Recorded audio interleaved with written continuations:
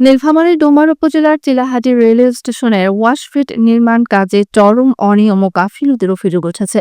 সরেজমিনে দেখা গেছে ঘাস, পলিথিন ও আগাছা পরিষ্কার না করেই ঢালাইয়ের কাজ চলছে। দীর্ঘ ৭ মাস বন্ধ থাকার পরে ঈদুল আজহার ছুটিকে ঘিরে গোপনে পুনরায় কাজ শুরু করেছে সংশ্লিষ্ট কর্তৃপক্ষ।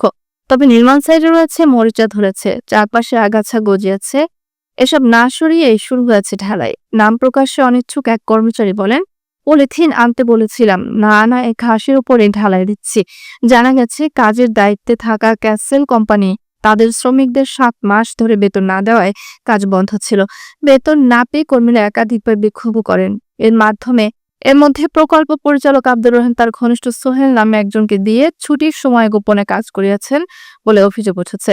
যদিও প্রকল্প পরিচালক দাবি করেন ঠিকাদারি প্রতিষ্ঠানে কাজ করছে, আগাছা পরিষ্কার করে ঢালাই হচ্ছে এবং তদারকির জন্য লোকও রয়েছে।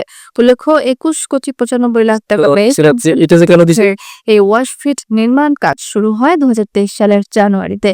প্রথম ১ বছরের মধ্যে শেষ করার লক্ষ্য থাকলেও সময়সীমা বাড়িয়ে তা ২ বছরে উন্নত করা হয়। এর আগেও জিআইবিআর এর ২ দফা পরিদর্শনে আইকনিক ভবনের ফাটল ও ওয়াশফিটের পিলারের ত্রুটির অভিযোগ তোলা হয়, কিন্তু কোনো প্রতিকার মেলেনি। ক্যাসেল কোম্পানির প্রকল্প ব্যবস্থাপক সোলেমান হোসেন জানান, ৭ মাস ধরে বেতন না পেয়ে আমরা মানবেতর জীবনযাপন করছি। স্থানীয়দের অভিযোগ, পুরো প্রকল্প জুড়ে চলছে দুর্নীতি, তদারকির অভাব ও জবাবদিহিহীনতা।